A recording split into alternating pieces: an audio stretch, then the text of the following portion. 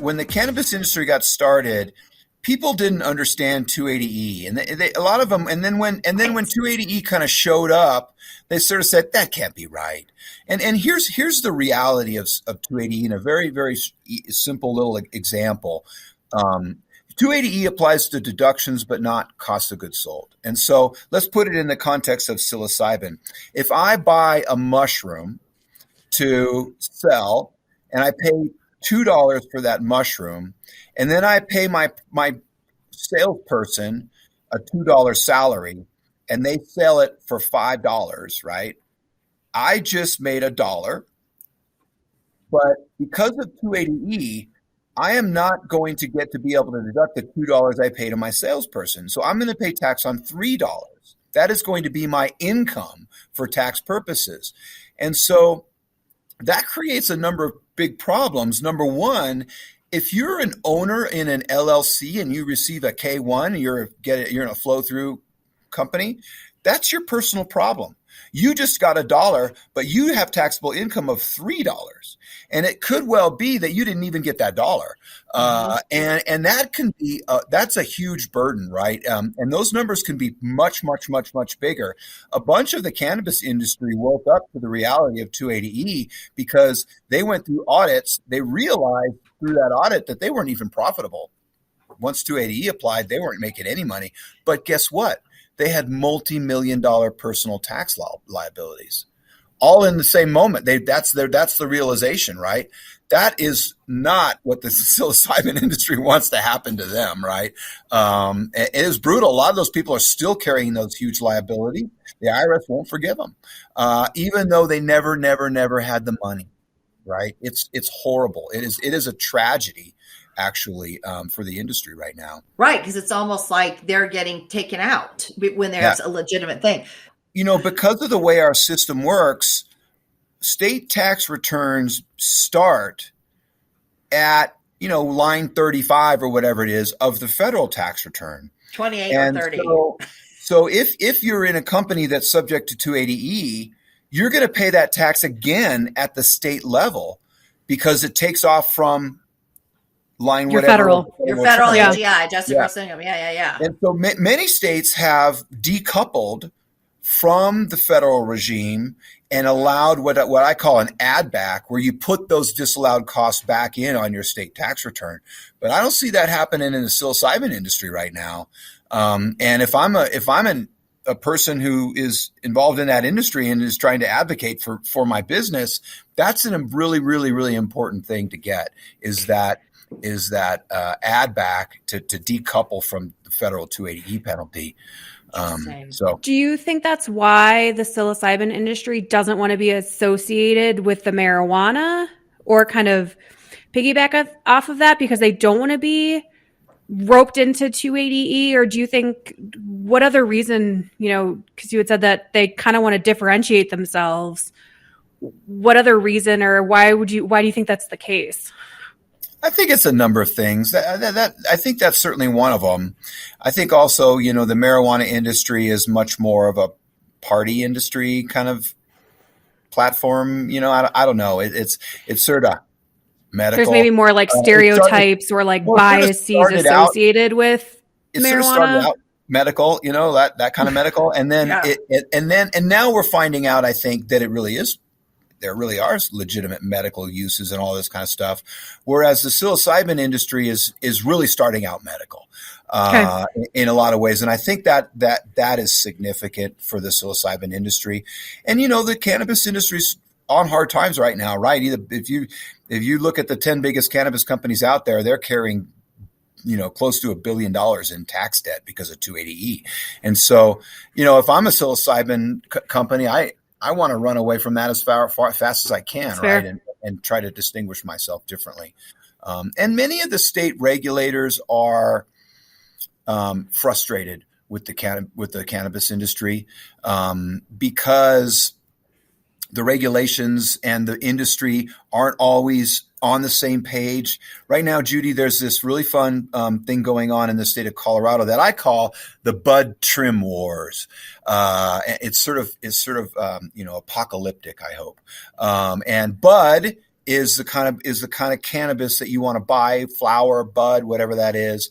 And trim is the kind of cannabis that then goes to make oil and edibles and all that. Kind of the extractive component that you use to make something else that you're not smoking. Right. And they have different tax rates that apply to them. Bud rate's higher than the trim rate.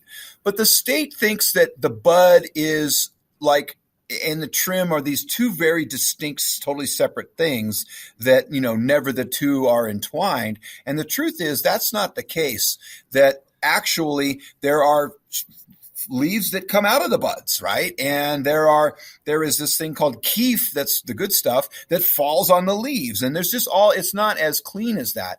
But the state wants to say that if you have any bud in your trim at all, it's all bud. And no way you can separate that. It's like oil and water. They'll recharacterize all of your trim as bud and try to assess that tax. Guess what? That's millions. That's just bad policy.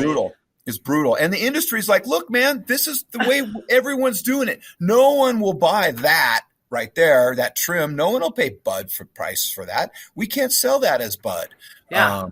And that's the reality that the industry faces, and the Department of Revenue isn't just on the same page with that. And you've already collected the tax. It's done. You've already had that customer buy the good. You can't go back to the past and redo it. Right. Ooh, that's brutal. That's going to wipe the industry out. It's one of many things like that, Judy, and every state has to work through those processes, and it gets frustrating after a while. Oh, it's ridiculous. On both sides, right? So back to why the psilocybin industry doesn't want to inherit those problems, right? Okay. Yeah.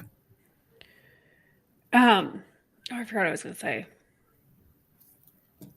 It's exciting, though. I think we're going to make real progress for a lot of people that need help. I think it's going to become both of these are going to become in lots of different ways, mainstream medicine that we'll see. It's really a promising time, I think, for people who don't want to take, opioids and things of that sort, and want an alternative source of comfort for them.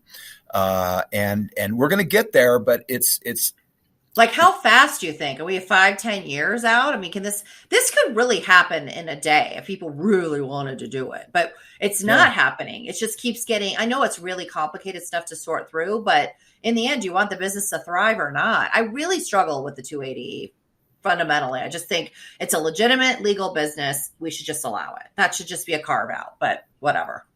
That nobody asked me. I hear you. But I just don't think it's fair to treat a legitimate business like it's not a legitimate business. It's kind of what you're saying indirectly by disallowing expenses and otherwise. So, and then regulating and retransferring things that are muddled. That's craziness.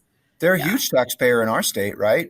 Bigger than a lot of the other big taxpayers. Well, I think the car industry historically was the most sales tax revenue in the state, and I think construction's up there too. But I think you're right. Marijuana has turned out to be a very good revenue raiser, and you need to rethink this, government, right? And people want it. The voters have spoken.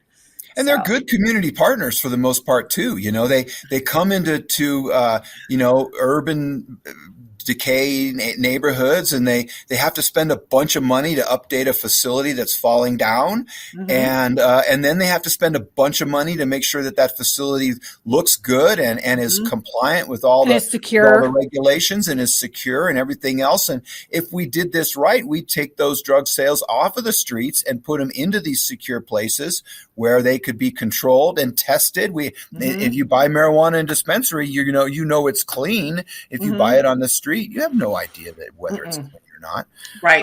There's a lot of good reasons that why to take that day and make this work, Judy, but there's a lot of politics still preventing it from happening.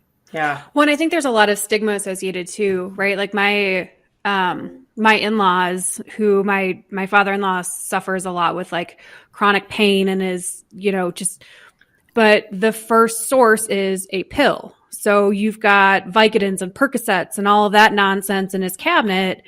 But my mother-in-law is still of the impression that, marijuana is a gateway drug to, I don't know, all of a sudden you're going to smoke weed once and all of a sudden you're going to get heroin.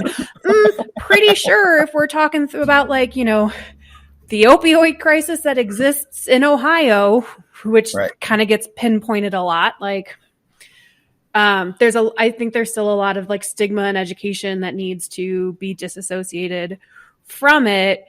And the unfortunate thing is, I think, maybe more of the progressive states, Oregon, Colorado, are on the earlier adopter sides of more natural treatments, also kind of stigmatized of like, well, they're just like the stoner hippie states, so that like they just want to do it so they can get high legally. And so it's just like there's still this push-pull, of, which is so not true. Lettuce, right? The lettuce. It's lettuce. It's not, it's bad lettuce. Kentucky, I think. So I've heard that term from somebody.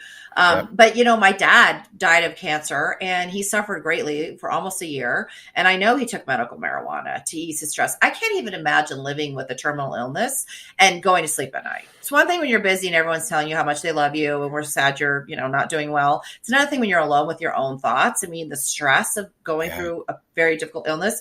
I mean, what a blessing to have something that might help you, have less inflammation, all the things that we're suffering from as a society for a naturally occurring substance that's palliative. I think it's really fascinating. And, I have to say, I went to a conference years ago in Vegas because I was trying to decide, how many of these cannabis clients do I want to work with?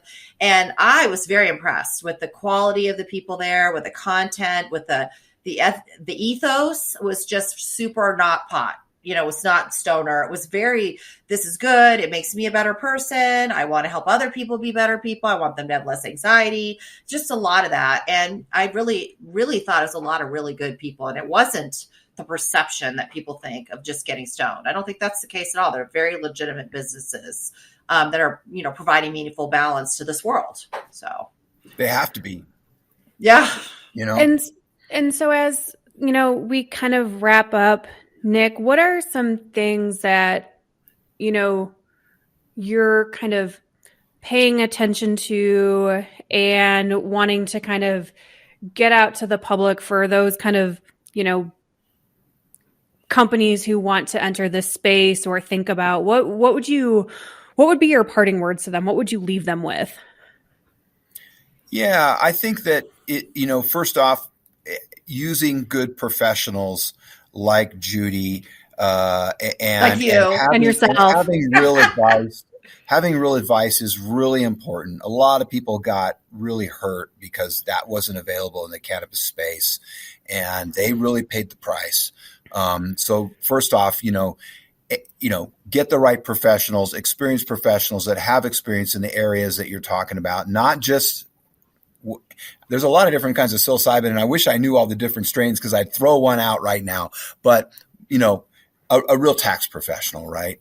And then, you can't cut corners in these industries. You're going to get audited, and those corners are going to be seen, and you have to pay attention to it. And, you have to spend those dollars. Professionals are not cheap, but the truth is that if you try to just wing it, you're probably going to fail. And it's probably going to come back and be a big personal problem for you too. And so, it takes bravery, but it also takes a little bit of, caution as well. Well, I think that's really, helpful advice, even for any business owner, right? Outside of just, Sure. a stigmatized industry. So, Nick, we really appreciate this. Of course. If the tax man calls you, don't talk to him. Don't talk to him. Judy, I don't know how many cases I've taken on where they already talked to the guys, and I'm like, guys, what are you doing? No, it's not even true. Why would you say that? Don't talk to them. Don't give them a tour. No, not without somebody like being there to make sure the Santa words are. Because people oversell kind of their concepts, but that isn't really what they're doing sometimes. They don't really have the right ear of how to explain. They're more marketing, sales driven than they are actually what the government wants to know. Yeah. Here's how it goes. Oh, I'm sorry. I'm represented by Judy, and here's her phone number. Please give her a call. Because if you don't say that, here's the next thing they're going to say. Oh, Mr. Taxpayer, can you tell me where you bank? Why do you think they want to know that? So they can take your money. That's why. And it's a lot easier for me to say, gosh, Mr. Tax Person, I just don't know where they bank. Yeah, 100%. Right? Well, and to sanitize the data, I mean, I actually am just in a situation right now where I'm dealing with the city audit. It's been going on since September, and they're like at the deadline, and I got to twist in a pretzel to file a document, a protest with the city to stop the top clock. Otherwise, the audit assessment stands. We got no relief, right? We're just stuck. We got to go to court. It's going to be very expensive. Who knows? So I'm like, why do people do this? Like, you just thought you could do it, and then you didn't really know what you're doing, and then you thought it would be a better answer, and it wasn't. I wish I could do that at the outset, though, because a lot of people are like, oh, I don't want to spend the money with you. And you can't show them at the outset the money you're going to save them because you don't have a number. You just know you didn't have the number that they might have had.